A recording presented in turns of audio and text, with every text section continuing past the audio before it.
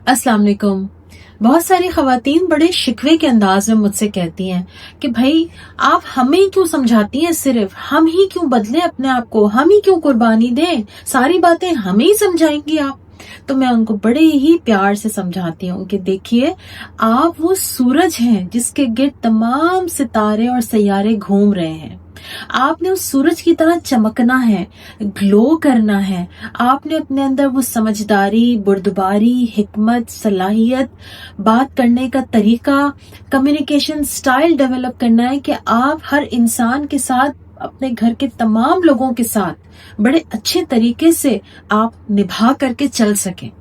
लेकिन आज खवातीन का एक बड़ा मसला हो गया है कि वो ये समझती हैं कि अगर हम घर में हैं और हम खाना बनाते हैं और बच्चों की तरबियत करते हैं और ससुराल और मैके से निभा करते हैं, दावतें करते हैं और जो कुछ भी घरेलू औरत की जिम्मेदारियां होती हैं, हम अगर सिर्फ वही अदा कर रहे हैं तो इसका मतलब है कि हम तो कुछ भी नहीं कर रहे।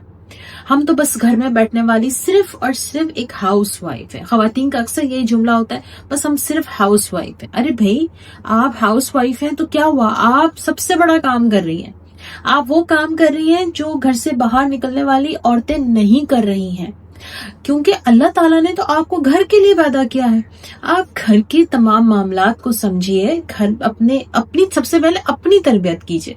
अगर आप पुरसुकून हैं, आप सेहतमंद हैं, आप सुलझी हुई खातून हैं, आपको कम्युनिकेट करने का तरीका आता है, आप पेरेंटिंग जानती हैं, आप रिलेशनशिप के अप्स एंड डाउन से वाकिफ हैं और आप उसको हैंडल करना जानती हैं, तो यकीन जानिए, जैसे सूरज के गिर्द तमाम सितारे सैयारे घूम रहे हैं ना, इसी तरह से एक दिन तमाम ससुराल वाले आपके गिर्द घूम रहे होंगे। है ना कितने मजे की बात। और हर औरत यही चाहती है कि उसके ससुराल वाले उसका दम भरें, उसकी तारीफ करें, क्योंकि वो कितनी खिदमत करती है और कितना निभाती है। लेकिन फिर भी बहुत सारी खवातीन को नहीं मिल पाती।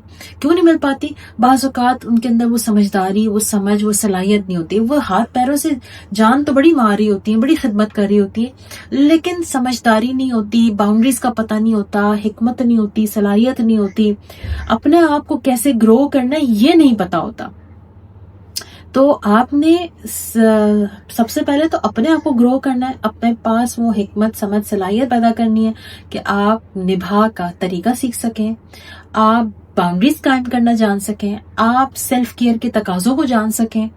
फिर आप देखें कि आप कैसे अपने घर में ग्लो करती हैं और ग्रो करती हैं, और किस तरह आपके तमाम रिलेशनशिप्स आप ही के साथ ग्रो करेंगे। तो अपने आप को कभी भी अंडर एस्टिमेट ना कीजिए, क्योंकि जब आप खुद को अंडर एस्टिमेट कर लेंगी तो फिर शिकायत मत कीजिएगा। फिर घर का हर फर्द, शौहर, ससुराल, बच्चे, सब आपको अंडर एस्टिमेट करेंगे।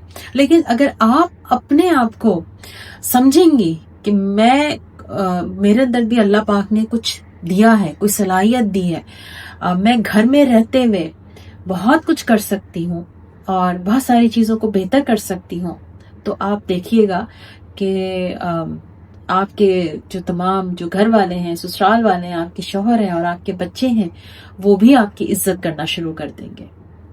Thank you so much.